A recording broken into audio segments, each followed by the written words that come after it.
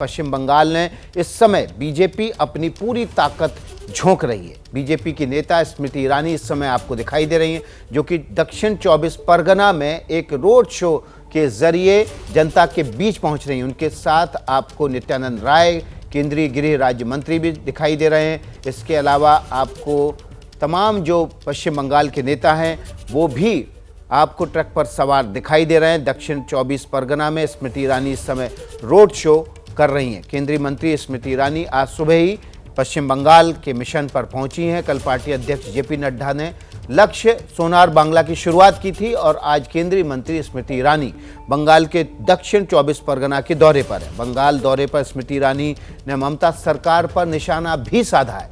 स्मृति ईरानी ने कहा कि ममता सरकार ने जनता की योजनाएं रोकी हैं। ममता सरकार को सिर्फ सत्ता से मतलब है, सेवा से नहीं। एबीपी न्यूज से बातचीत करते हुए स्मृति ईरानी ने क्या क्या कहा है वो हम आपको बता रहे हैं। ममता सरकार ने जनहित की योजनाएं रोक दी हैं, ये कहा स्मृति ईरानी ने। स्मृति ईरानी ने आगे कहा, ममता को सिर्फ सत्ता से मतलब है, सेवा से नहीं। स्मृति ईरानी ने हमला करते हुए कहा, बंगाल में बीजेपी सुशासन का सरकार लाएगी।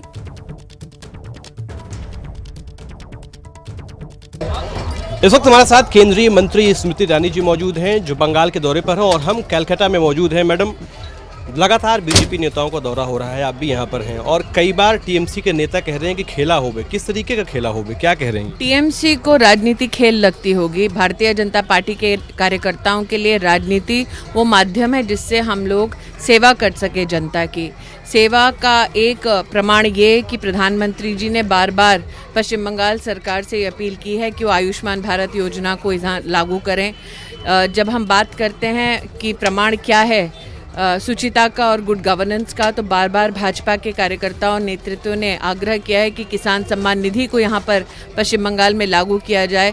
लेकिन वो सारी स्कीम्स जो गरीब को सशक्त करती हैं उसको लागू करने से टीएमसी की सरकार ने पश्चिम बंगाल में इनकार कर दिया। ये संकेत देता है कि टीएमसी को सत्ता से सरोकार है, सेवा से नहीं।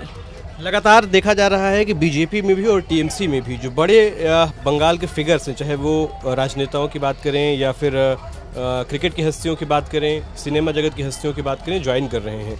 अंतिम समय में इस तरीके की जो ज्वाइनिंग हो रही है, इसको लेकर क्या कहेंगे? दोनों तरफ से ज्वाइनिंग हो रही है। मुझे लगता है कि हवा का रुख जो बदल रहा है, जनता की जो मांग उठ रही है कि इस बार सरकार भारतीय जनता पार्टी की आए, निश्चित रूप से जनता की उस मांग को देखते हुए, निश्चित रूप से उस रुख को देखते हुए कई लोग ऐसा मानते हैं कि वो भारतीय जनता पार्टी में सम्मिलित होकर एक सशक्त राष्ट्र और एक सुदृढ़ बंगाल की ओर अपना योगदान दे पाएंगे और ऐसे लोग भारतीय जनता पार्टी से जुड़ रहे हैं, इसमें कोई दो राय नहीं है। बीजेपी के राष्ट्रीय अध्यक्ष जेपी नड्डा जी कल कलकत्ता में थे और हम उनके सभाओं में मौजूद थे। उनका ये कहना था कि पश्चिम बंगाल में महिलाओं के प्रति जो अत्याचार है, महिलाओं के प्रति जो वायलेंस है, वो सबसे ज़्यादा है। यह आंकड़ा उन्होंने कोट किया था। आप एक महिला हैं, क्या देखती हैं कि एक महिला मुख्यमंत्री के होते हुए भी इस तरीके की चीज़ें?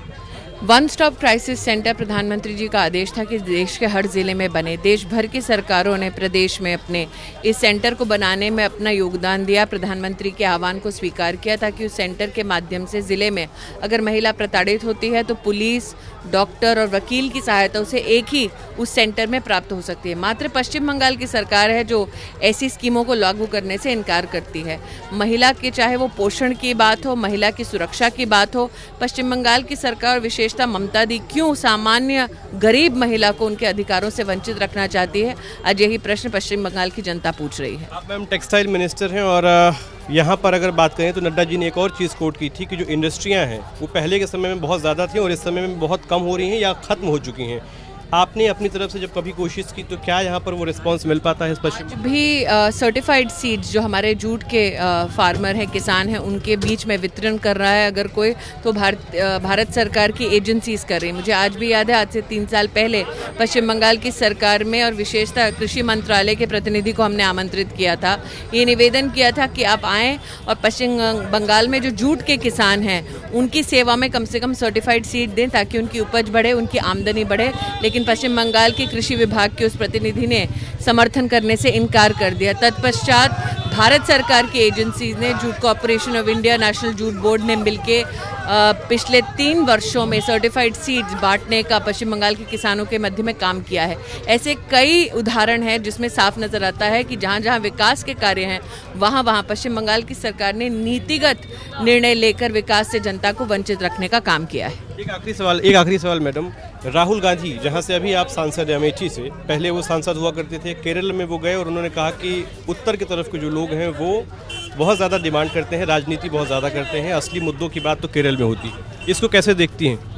भारत में चाहे वो उत्तर भारत में फूट डालनी हो, चाहे असम और गुजरात के बीच में फूट डालनी हो, फूट की राजनीति के प्रतीक बन चुके हैं राहुल गांधी, और इस प्रकार की राजनीति का समर्थन कोई भी हिंदुस्तानी नहीं कर सकता। बहुत शुक्रिया हमसे बातचीत करने के लिए। केंद्रीय मंत्री स्मृति ईरानी जी हैं और देख सकते हैं साफ तौर पर पश्चिम बंगाल के कलकत्ता में रैली कर रही हैं और इस रैली के बीच में ही हम बातचीत कर रहे हैं इनसे। लगातार आप देखते हैं अगर तो यहाँ पर ऊपर भी अगर आप काफिला देखेंगे तो इनके साथ तमाम नेता मौजूद हैं और साथ ही साथ अगर आप पीछे की भीड़ देखेंगे तो देख सकते हैं कि बड़ी संख्या में जो बीजेपी के कार्यकर्ता हैं वो दूर दूर तक आपको नजर आएंगे और ये लंबा काफिला है गाड़ियों का।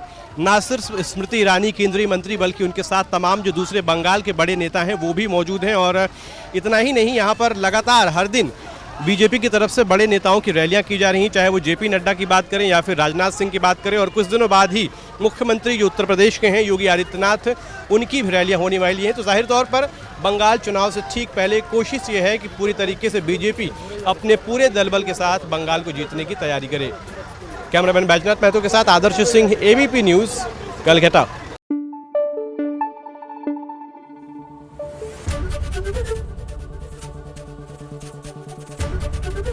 ABP न्यूज आपको रखे आगे।